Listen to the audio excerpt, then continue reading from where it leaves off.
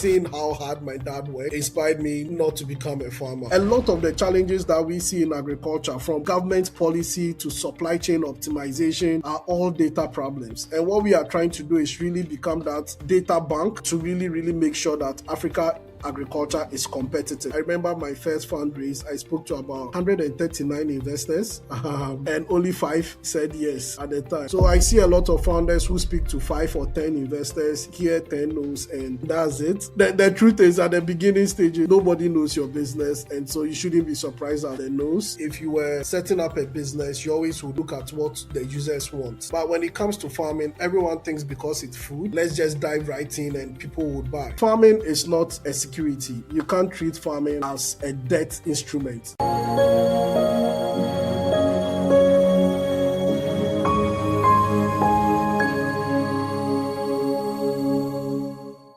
Hello, everyone. My name is Deji Adebusoye. Welcome to the Diary of an African Entrepreneur.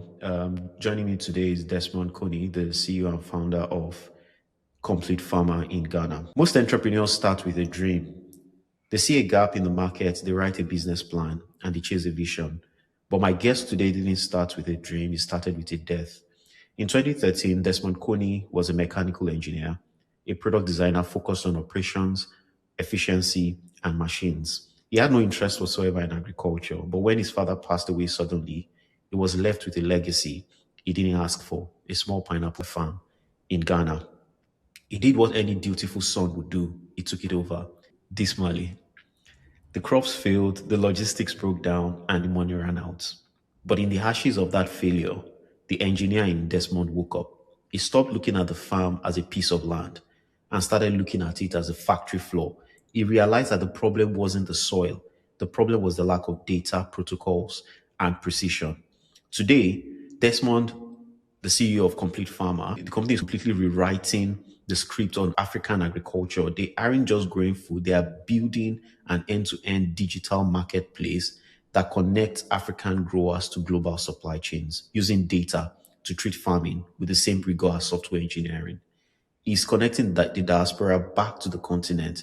He's turning smallholder farms into data-driven powerhouses, and he's proving that the next agricultural revolution won't come from a tractor, it will come from the cloud. Desmond, welcome to the Diary of an African Entrepreneur. Thank you very much, Deji, for having me, and thank you for really just summarizing my entire life in that introduction. Great stuff. Yeah. Pleasure having you. But to get right into this conversation, Desmond, I think it's important to mention to everybody listening that our company, Sire Capital, also invested in Complete Farmer, which shows that the confidence we have, in the company. One of the things that led you on this journey was the death of your father. And at that point, there was a pineapple farm in Ghana that you felt you had to take over.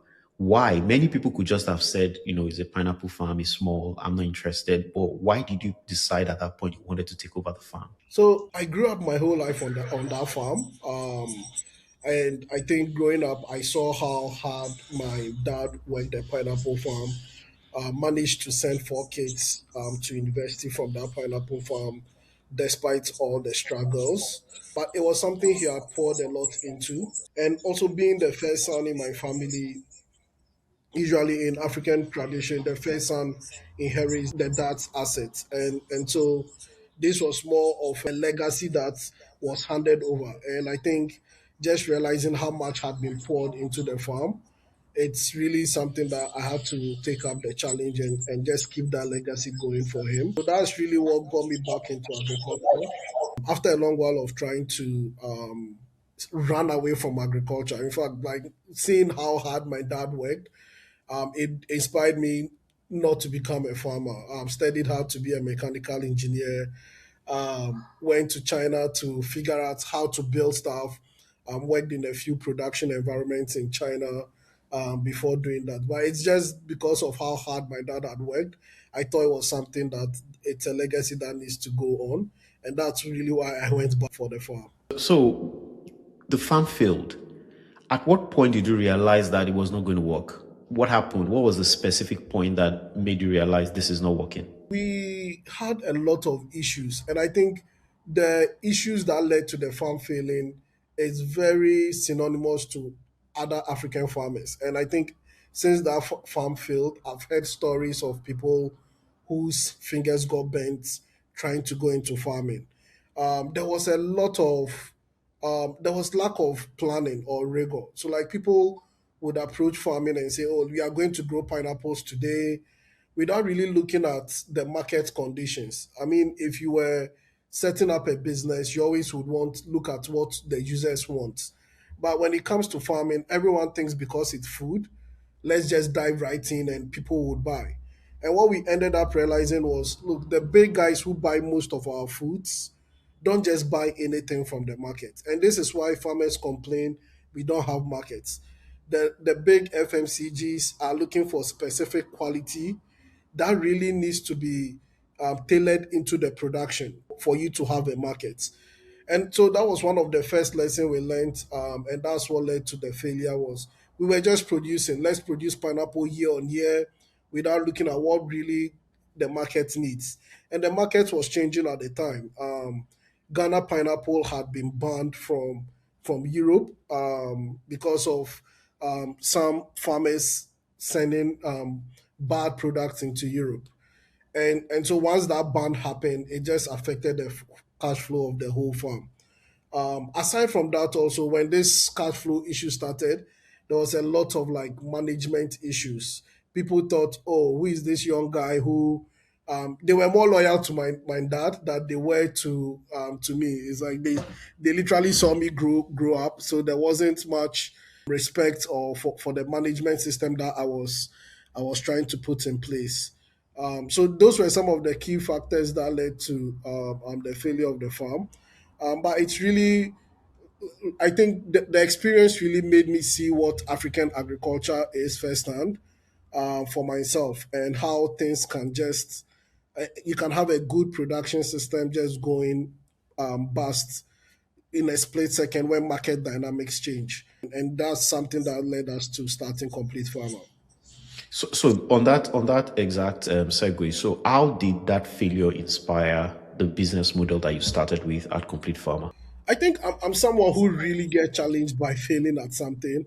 I thought to myself, look, I've been able to work in complex production systems. How can I be whipped by a 60-acre farm? So there was a bit of ego to make me want to like do this differently. But I think in during the process, the failure wasn't so sudden. It was an ongoing failure story. And I think learning throughout all that failure story of this farm, at some point when the farm failed, I felt I had learned enough to correct my mistakes. And so I was really dying for an opportunity to say, look, how do I, now that I've learned from all these failures, from mismanagement, from bad agronomy, from bad planning of a farm, how do I then now put all those learnings into something and also use that to help other farmers? And so I think it got to a point where the farm was now not a farm.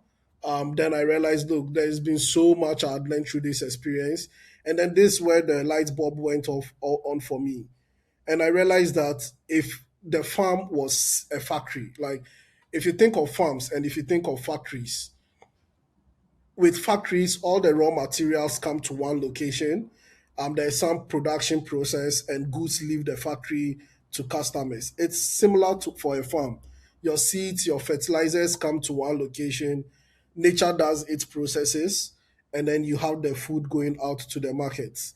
So that insight or that light bulb is what really made me feel like, look, if I were to do this again and to do this in a way that I'm very comfortable with, which was to try and bring manufacturing into farming, then I would have better chances of doing this very well. And that's really what challenged me to say, look, let me still keep going because I felt I'd learned so much, I'd gotten so much insights, seen a lot of similarities between agriculture and manufacturing. And I think that was when the light bulb went on for me. And I thought to myself, look, when I was in China, I saw what Alibaba had done for the Chinese manufacturing markets. And I was like, what if we have an Alibaba for African agriculture and really use that as a vehicle to really improved production of farmers. And that was really where the light bulb. So there were so many things and insights being like out of that failure being gotten at the same time that really made me feel like, you know what, I can't just learn all of this and pack my bag and go. I need to prove that I can make this thing work. I'm quite keen on understanding that mindset of setting things up as a production floor. So if you can just walk us through like an example, how and I'm saying this for on behalf of people who are listening and they're trying to understand if I want to apply the same thinking, to my own business. I would assume this also work for service business if you apply that same mindset, right? So how can one apply that practically to what they are doing? There are a lot of methodologies when it comes to things that have worked and things that haven't worked. And I think for every business, um, there is a lot of analogies that you can learn from different verticals and bring that into what you are doing. I think it's really being able to see that similarities, like what are the fundamental things or the first principle things in that other vertical that I can bring into what I'm doing. So when I look at manufacturing and agriculture as an example, the reason why at Complete Farmer we are very data driven is for every production that happens in a factory, you have the blueprints, you have the designs, and everyone from supply chain have figured out which vendors to procure from. Finance on that same design have been able to cost what it will cost to make it and how much it's going to be sold for, and be able to give this to all the other people I'm working with so that all those functions will be able to do their work. And I think that's where having some sort of experience in an industry and being able to draw those similarities come very handy. One of the other things I think as an engineer I've been trained on was like building processes and systems. And as mechanical engineers, like you have to build engines, you have to know how to balance forces, you need to know basic mechanics and stuff. And a lot of that, even though it's in like inanimate objects, when you bring that same level of thinking into business, like or into business or into finance, it may not be the same engine you are building. But if you then start to think of your business as an engine, okay, so then where's the crankshaft going to be? Where's the flywheel going to be? And sort of use this analogy to sort of design a system, right? And that's really, I think, one of the key thing that I think makes or how I run the business Complete Farmer is really like a machine that's being built, and the data really allows us to do that. If I'm as many engineers will know, look, a flywheel has to gather momentum to keep things going. So in my business, what's that flywheel? What metric do I look at? That's like the lever to keep things going and running, right? And so drawing a lot of those analogies is really what has brought us this far.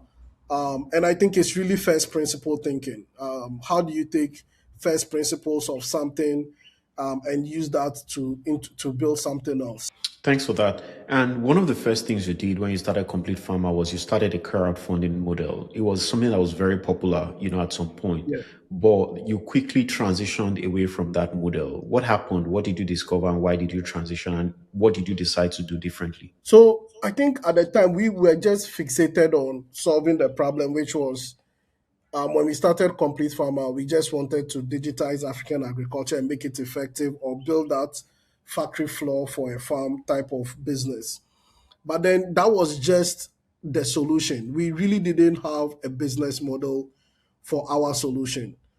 So when we started building this solution, we started from first principle, trying to figure out how do you lay out a farm? How do you use data to be able to determine your production? How do you make sure you are getting the output that the market wants? We were able to answer most of those questions. What we were not able to answer in the very early days was how do you capture value from all of this? And one of the first attempts to capture value was to say, look, why now that we figured out how to build farms and make them effective, why don't we rather get capital from the external markets and build farms all over Africa? It was a very lofty ambition at the time. And so that's what led us to the crowdfunding. It's like, okay, we figured out this magic sauce. We really want to double down on it. but we didn't have the capital. And crowdfunding was a way to be able to gather that capital to expand this in different places. But then, just as like seeing a business as a machine, we got to a point where I saw that as like a saturation point. We got to a point before, right before 2020, where with farming you have like seasons, and we could only do our crowdfunding within a short window. That's on the off season period. And no matter how much we tried, we always plateaued at a particular amount. We couldn't raise more funding beyond that amount because we didn't have infinite amount of time to be basically fundraising or crowdfunding. So that was one. I think we saw that the business model got to a point of that saturation and stagnation. The biggest farm we managed to build at the time we had about 1,200 acres of production ongoing, and we just couldn't raise enough funding to be able to do more than this 1,200 acres.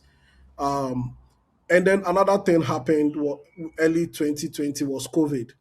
So when COVID hit, it just blew the business model. Nobody was now even looking to invest in anything that wasn't a security or a bond.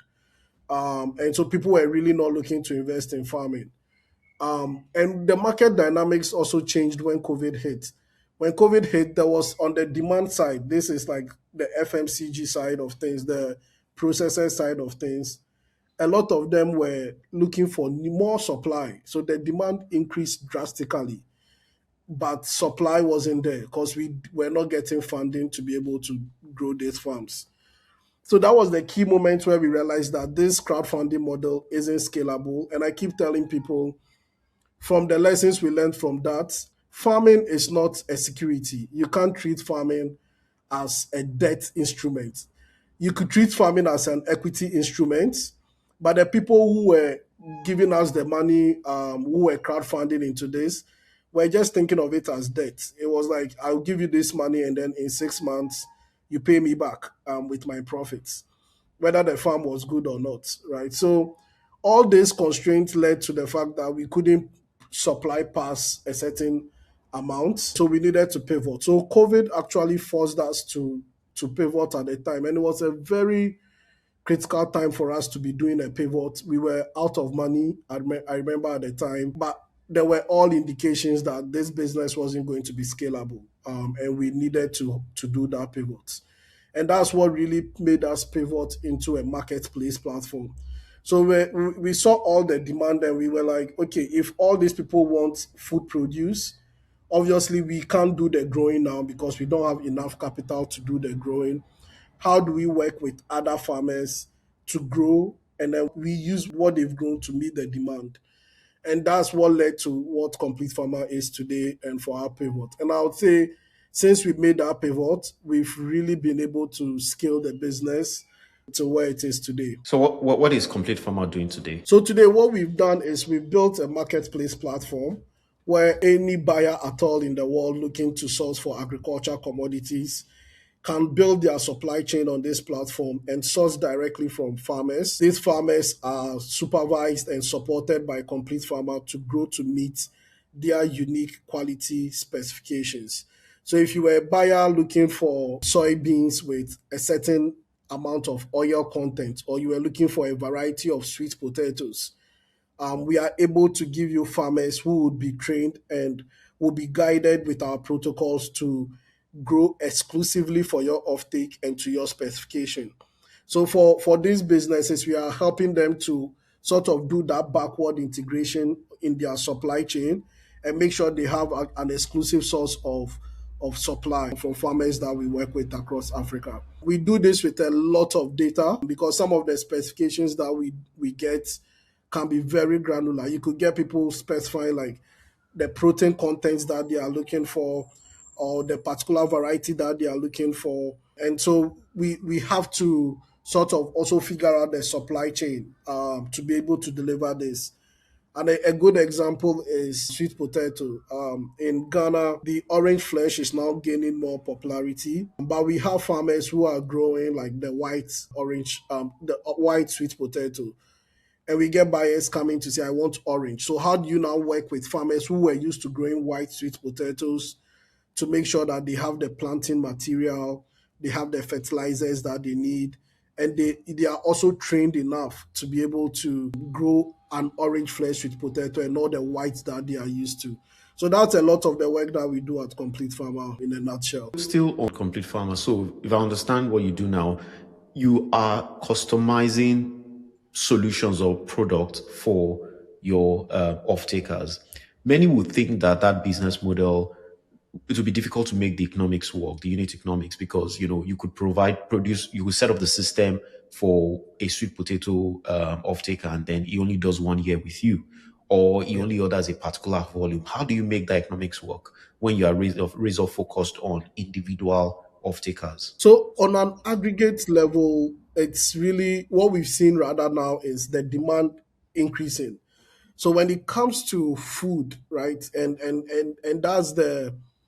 that's where agriculture is the exciting industry to be in, is when it comes to food. Food prices and food demand has kept increasing year on year, right? And so what we see on our platform is we are getting orders. I think last year, 2025, we only did close to 26% of all the orders that were placed on the platform. We could only supply 26%. So we feel like there's more being left on the table rather than being taken off. But then I think this industry has a high retention as well. So let's say if like an FMCG comes to you to say, okay, supply me ginger. Once you do that first supply, they start building reliance on you. They ask you for the next one. Because for those businesses, it's raw material for their production. So they always need reliable supply. And what tends to happen is these businesses rather tend to keep you busy. So now, because a business may not want you to supply to anyone else, they will tell you, look, can you rather supply us? They go from 100 metric tons and sign a contract for 1,000 metric tons. So it's an industry where I think what you are saying we haven't felt that because the demand for food and food prices is really skyrocketing.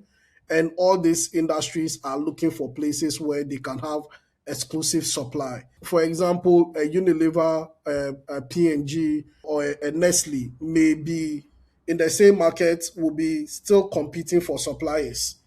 And there are very few of these suppliers that can meet these standards of this type of buyers, right? So rather what we do see is the need for these buyers to rather have exclusive relationships than rather to like say, look, we are not ordering again. The instances where they may not order again is when you've not been able to meet their quality. Yeah, No, that was what I was going to actually say. That from what you've said, what I realize is the only reason they will move away from you is because they have faced problems with you, either exactly. quality or supply problem. You are not able to supply as much as they wanted you to. So that's the only Exactly. reason. So it's an interesting insight because I didn't think about it from that perspective before. So it's really you more or less have a market that you own. As long as you can continue to fulfill and meet their As demands, they long will as stay with you exactly. as long as possible. Exactly. But that's also where the hard work is. Yes.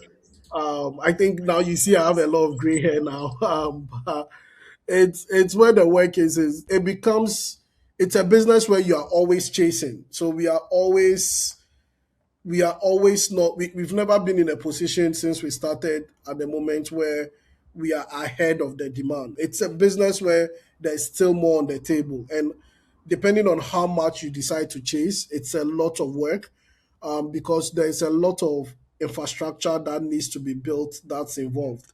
And I think this is where for us, having the support of Sahel Capital to build the initial infrastructure was a big boost, for us to be able to go into this market. Because this type of buyers that have this sort of behavior, they are buyers that like long-term relationships. They want to see that you have the infrastructure to support the skill that they want to, right? So it's really I'd say the entry barriers is that initial infrastructure that needs to be put up to be able to serve this demand. But the demand is definitely 100% available if you have the infrastructure on the ground. Do you think the infrastructure is the major barrier to entry for most people? Because I would assume that if this demand is so vibrant, many people will be coming into the industry. I've seen many people come in, but they've also gone out. right? But Yeah. you have stayed, you've grown. So do you think that that is a barrier to entry for most people, or I is would there say something that else? I'll say today what I consider as competition is middlemen. We have middlemen who are able to sort of buy the maize, the rice, the soybeans, but you don't have middlemen buying pineapple or necessarily tomato on a large scale. And that's just because of the infrastructure. Now, if you look at the perishables, because they are perishables, you need a cold chain facility. You need to have efficiency. You can't have someone delaying you when you have only, for instance, pineapple has like 3 to 4 weeks shelf life. So the moment the farmer harvests, you need to have the infrastructure in place to make sure that within 3 days it's in Europe and it may be on the shelf for another week, and then it has 2 weeks left to be able to remain a good pineapple to be eaten. So because of that, right, you don't see a lot of middlemen meddling in those type of value chains. Where you see middlemen meddling in the value chains is where infrastructure is not so heavy, and that's where the grains and cereal comes in. If I dry soybeans or maize today and I have a silo, I can keep it for 6 months. There really isn't enough rush, right? So what this means is that a lot of the agricultural value chain is being ignored because of the lack of infrastructure. A lot of the opportunities in Africa for other commodities that can be supplied, things like avocados. In West Africa, we really don't see much of avocado production because no one is willing to do that investment, right? And Can avocados be produced in West Africa? yeah, avocados have been produced historically in parts of Ghana before, but now because of the lack of cold chain, we are not able to compete. So I think a lot of the barriers to entry is really that infrastructure piece, and then the infrastructure then comes with know-how. So you can have the best cold chain, but if you don't know what temperature to keep pineapple at, and your people are not trained to be able to handle pineapple, that's where people start getting their fingers bent. And so getting the infrastructure and the know-how is really, really critical within this industry. Yeah. You collect so much data.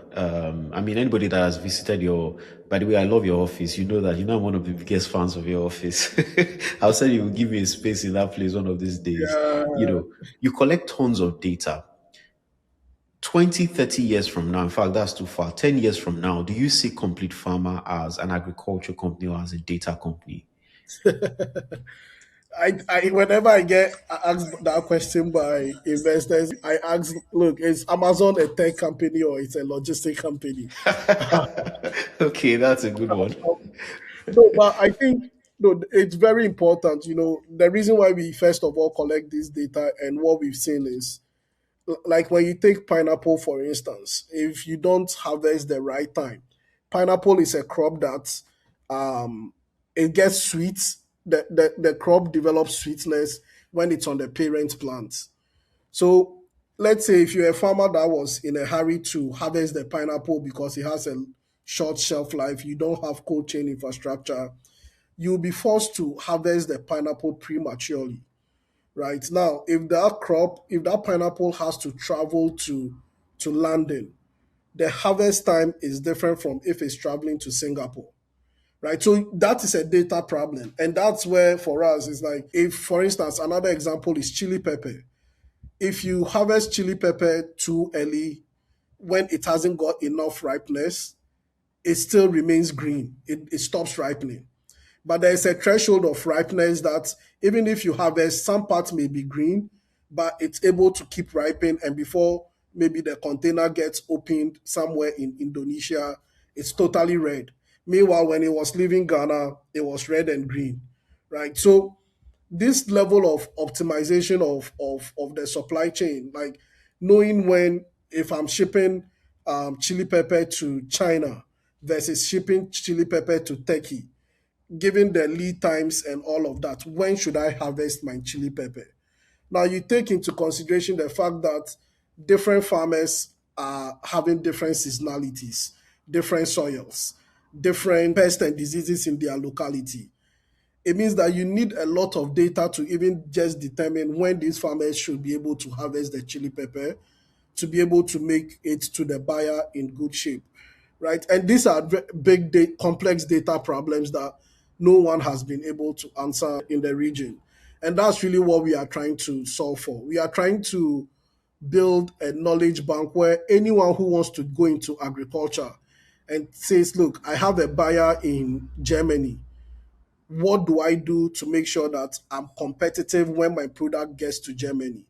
We should be able to guide and support that person to go from production all the way till the goods get to Germany. So that level of data is where we are trying to get to. I don't like to use AI, and I think that's a big buzz now. But then the potential of just having how data structures agriculture in itself is so huge. Like for another example is when you look at a lot of the fertilizer blends that come into Africa, you see NPK 2020. These are all generic blends. There is no fertilizer blend that is looking at how to customize the blend for African farmers. And why is this? It's basically data. Because of the lack of data of knowing, okay, farmers in Wari or farmers in Damango in Accra, this is the nature of their soil. So if I'm a fertilizer producer selling my fertilizers for farmers in Damongo, this is how their soils are, and this is how I need to mix it. If the farmers are in Wari, this is how their soil is, and this is how I need to mix it. There really isn't that much going on. So what you realize is we are just supplying generic blends of fertilizers in the African markets. Every farmer is taught to apply fertilizer the same way, but they have different soils. And so a lot of the challenges that we see in agriculture, from policy, government policy to supply chain optimization, are all data problems. And what we are trying to do is really become that data bank, to really, really make sure that Africa agriculture is competitive. And that's basically what we started doing, at least for the countries that we find ourselves in today. It's a long journey. I don't think it's a 100-meter dash, because like you Yeah, said, these things are customized, for specific locations. So I can see how that has been a problem, and cracking that problem definitely creates a significant opportunity for whoever is able to solve that problem. Yeah. yeah, Brilliant. No, thanks for that. Um, one of the things that I found out when I was preparing for this interview was that at the point in which your dad passed away, you almost you were writing the exams and you almost could not do the exam. And there was a professor that said something to you. He said that yeah. this is a call to manhood, right? So for you, how has that phrase? What is the impact of that phrase to you now? What's the importance of it to you now when you think about that statement? Really, and I think as Dr. Ejapon, he taught me production engineering back in Kumasi KNUST. Um, and I was about to take his paper. I was really shattered. And he pulled me aside to just try to calm me down. But this thing he said about the loss of my dad being a call to manhood was so, I think in retrospect now has become it's really become so true to me, in a lot of ways. I think in my fancy mind as a young student, I was just thinking I'm going to finish school. I had aspirations to one day work in NASA, build machines. Um, but when I go home after my education, right after my dad passed, I remember when I got to Accra, I only had 20 CDs in my pocket. I didn't have money to buy credit to tell my friends, look, I'm home. And so for me, it was like, this is what I'm going to start life with. But I think every step of the journey now has looked very intentional, because I would say it was really unfair how my dad passed away, but the aftermath of it really made me a man. Really made me be able to take risk, because I was looking at all my siblings and my mom, and I'm like, how do we as a family move? I felt like the huge responsibility was on my shoulder as the first son, and that really made me take risks that I would definitely have taken if not for losing my dad. Um, it's also made me a bit bold to really face the world. I think at the point where you feel like you have nothing else left, you really, when you're at your last resort, you really take the most drastic actions. And I remember, like, when we started Complete Farmer, there were periods where we were just not able to even make payroll for about 6 months.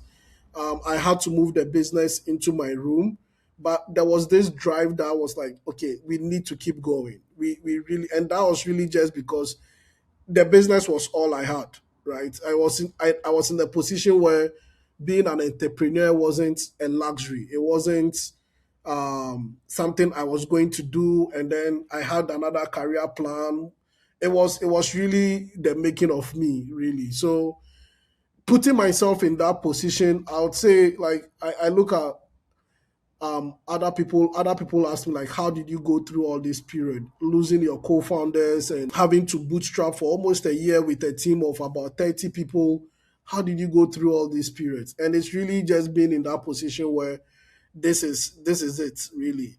And I think that that's a unique position that I got myself to, because I see many entrepreneurs now where they have options. You have a safety net.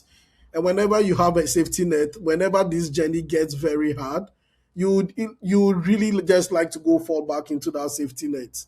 And so being in a place where I didn't have any safety net meant that I really needed to make this work. And I think that drive is what has kept Complete Farmer going. Yeah. I'm sure your dad, your mom, your siblings will be super proud of what you've been able to build, from Complete Farmer today.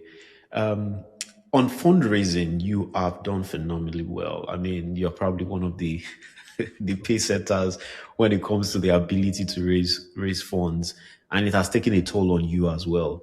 So, what would you say any entrepreneur that is thinking of raising capital, what should they prioritize? How should they think about this? How should they go into that process? So I would say when it comes to fundraising, really, it's not just the entrepreneur doing the fundraising, it's the business. And what I mean by this is fundraising takes you, the founder, it takes you really off of the business. But during fundraising is when the business is being most scrutinized. And so you are not really looking after the business, yet people are looking at your business, right? And so before, I think, going into any fundraise, it's really making sure that there are systems in place for you to leave the business. And there are systems in place that if anyone comes looking, the business doesn't suffer for it. Because it's really going to take a lot of your time. I would say fundraising is also part of, like, our strategy. I don't think the way we've approached fundraising is like, it's not because, oh, we need money and that's why we need to fundraise. We fundraise because we have a need, or we have part of our solution that needs some money. And I think the good thing was, for us, we raised different instruments of funding. So usually when a lot of entrepreneurs are thinking of fundraise, they want to only run to the VCs. But we have had to do like a combination of debts, because we have to build infrastructure, right? So all our infrastructure is built on debt. We need working capital to keep buying from farmers. That's also run by debt. And so having a clear strategy on, okay, I'm going into the capital markets. What do I need the money for? And having a clear strategy on of how to pay back. It makes the next round easier, if I'm to say. But then I think in the first round is where you really need to do a lot of work, because really nobody knows your business. People are now hearing about you probably for the first time. There's a lot of skepticism. I remember my first fundraise, I spoke to about 139 investors, and only five said yes at the time. And I have the CRM for this. But I think the good thing with doing all of that work is now there are a lot of VCs or investment firms in Africa that, when you mention Complete Farmer, I have pitched to them before, right? And that is something, right? That's they now being able to see, okay, how this company has evolved over time, and it makes subsequent fundraising easier. So I see a lot of founders who speak to 5 or 10 investors, hear 10 no's, and then that's it. The truth is, at the beginning stages, nobody knows your business, and so you shouldn't be surprised at the no's. But it's really worth it putting in the no's.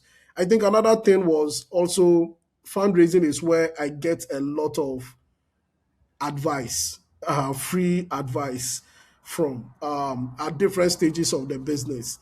Speaking to investors who have seen or know the industry or have seen other businesses fail or tried what you are trying and have failed is where you get to learn a lot. And I think in my first round, speaking to that many investors, I heard a lot of reasons why the initial model, the crowdfunding model, wasn't going to work really. And I think in the last round we also did, there was a lot of challenge around scalability and a lot of advice that came from that as well. So for me, I think the way I've approached fundraising is really like, look, I can hear the no, but there is some feedback that you need to give me when you say no.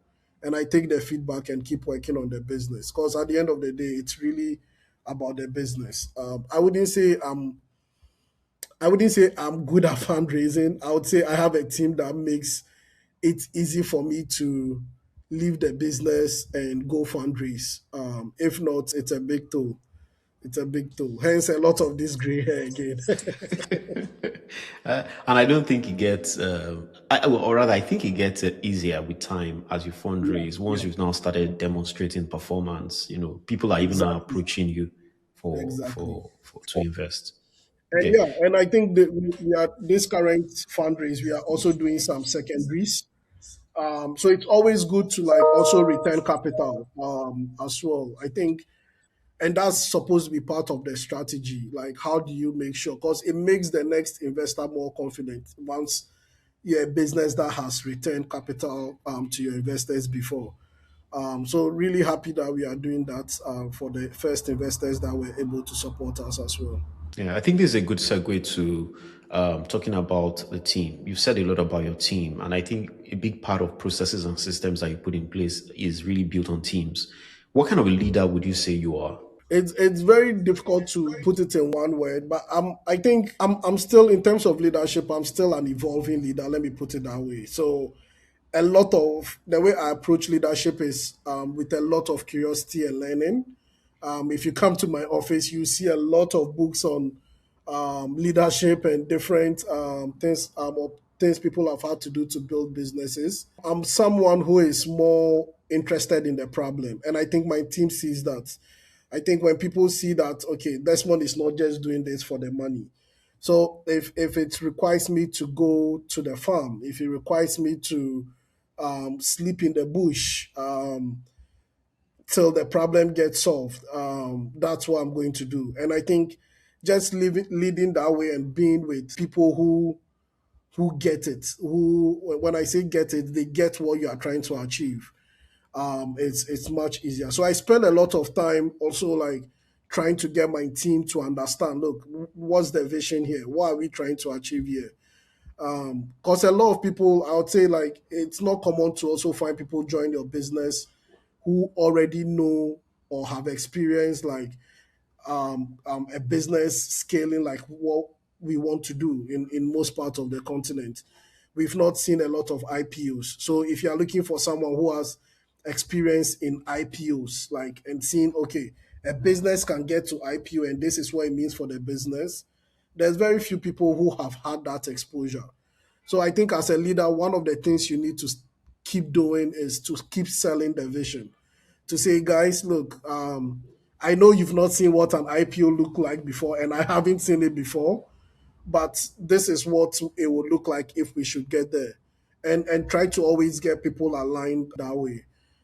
So that's one of the ways I like to lead. I also expect a lot of ownership from the people I lead. Because, like I said, with as the life of an entrepreneur, sometimes I'm in the bush, sometimes I'm fundraising, sometimes I'm meeting with buyers. I'm not always going to be everywhere. And I like for my team to really have ownership wherever they are stationed and make sure they are the CEO at that point as well. So that's really how I like to lead my team. I think I have a set of amazing people who are willing to do this dirty work with me and keep building this business with me. You said something about reading a lot of books. I recall when I came to your office, you actually gave me a book, one on the military that was written by an Yeah, ex-US military man on I think is leadership. it So turn the ship around. no, no, no, it's not that one. You had two of it. I can't recall the name now, but I'll probably find it. And I know I read the book.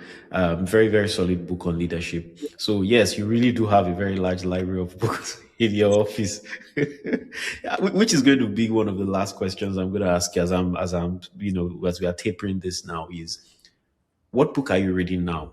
And what book would you recommend to somebody, an entrepreneur, to go read that has really impacted you in ways beyond measure? So the book I'm reading now is called Playing to Win. It's written. I know Deji, you have background in Procter and Gamble. So it's one of the CEOs. I've forgotten the Yeah, I know the name. book. I think it's Laughly or something like that. Laughly, yeah, Laughly. Yes. That's what I'm reading now. I'm reading it now. I've read it before, but I'm reading it again because it's the beginning of the year. We are going into strategy sessions, and I think the whole team is reading it just to help us make sure that we are approaching strategy development the right way as well. But I really like the book because it's I think coming from an FMCG space where competition is very real, strategy becomes very real at that level as well. I think a lot of businesses or tech businesses may feel like because we are disruptors, there really isn't much competition.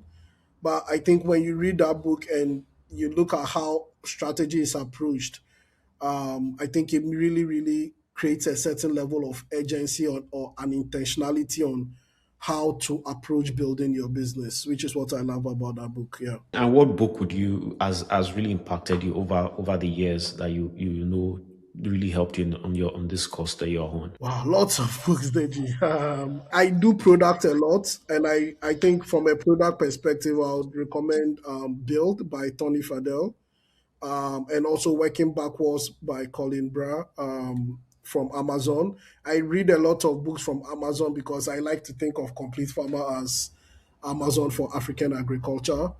Um, so those are books that I would say are books that are really top of mind, that have impacted the way I lead.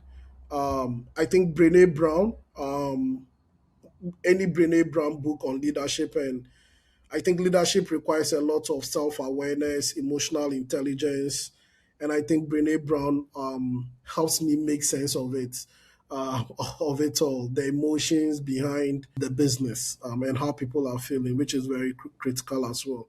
So there are quite a number of books that have really, really shaped how I think of building a business. The book that I would say changed my life really was called Finding Fish. It's by Antoine Fisher. It's a biography of this black American guy who I think I like to say we have a similar story as well. But yeah, Finding Fish by Antoine Fisher is the book that has probably had the most impact on me. Thanks for sharing those. We will include the link to these books on Amazon in the description so people can have the opportunity to go find these books as well. My last question: you are a young father, uh, and you're happily married. You have a young daughter. How do you combine and manage your current life schedule with raising a young family? Wow. Truth be told, it's amazing to come home and have people happy to see you, no matter what your day has been. But it's been very hard, I would say, to find a balance. I think I have an amazing family. My wife is very supportive of me and she takes a lot of the slack. But I think what one thing I'm getting good at and still something I'm working on is really knowing how to shut down. Whenever I close from work and my journey from office to the house is like a shutting down process, right? So making sure I get home and really not having to think about work. And I think that has been very hard. Really trying to separate myself from the work. But it's also been my team as well. I think I've really been able to look at building the business to also suit the lifestyle I want to have, and optimize for my weaknesses. So I think I do still have amazing people that allow me to have that balance.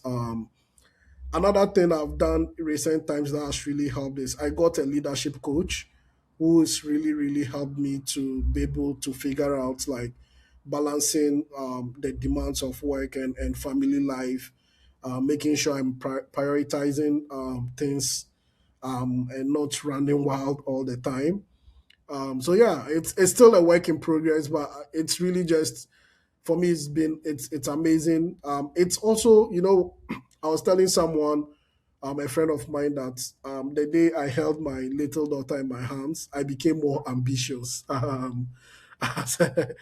knew that like it all has to work and it has to mean something. And I think it's really giving me a new drive in this day and age to build something impactful. Yeah. No, that's really, really, really quite insightful. You're right. The day you hold those little ones in your hand, everything just changes about you. It's like a Yeah. 360-degree paradigm shift, completely.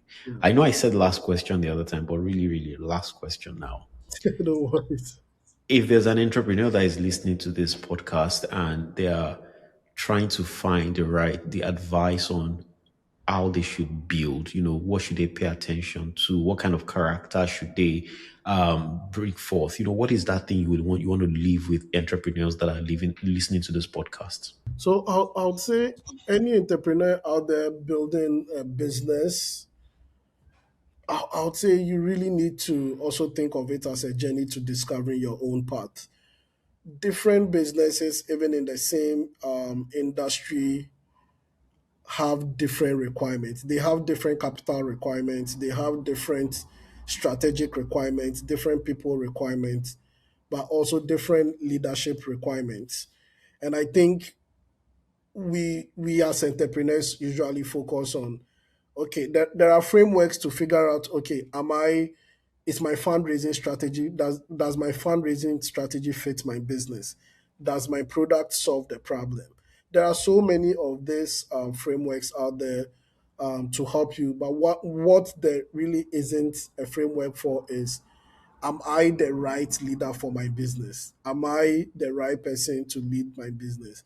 And sometimes the answer is no, maybe, or 60%. Um, and whatever the gap is, it's going to be your own journey of growth. And I think a lot of times that is really not said enough, that whatever gap or leadership gap or whatever personal or person or people related gap there is, for you, the founder, there really isn't much resources out there to bridge that gap. So you should know that you are going to go on this whole journey, and you need to be willing to become what the business needs to be able to be successful. And sometimes that is the hard part. Sometimes that's the part where a lot of, if not handled carefully, can enter into the domain of imposter syndrome, or could enter into the domain of overly confident and things fails. But that's really the part that I think you need to figure out, how do I address the gaps that I need to become the leader that builds this solution. So that's what and for me, I would say reading a lot of books helps me find my path. For other people, it may be having a mentor or talking to people.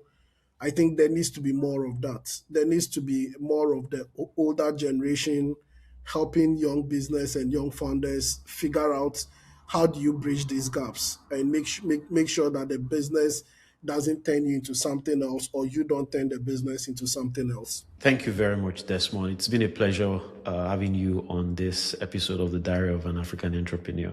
So the pleasure is mine. I think more of this needs to be shared and more of this needs to be done, so that we can find a blueprint to building businesses on the continent. So happy to contribute my quota to this to this knowledge bank that you are building, Deji. Thank you so much. Thank you so much. And you're right. We'll keep doing this, until we are able to build a strong, community and network of entrepreneurs building businesses across the continent. Thank you very much. Thank you very much.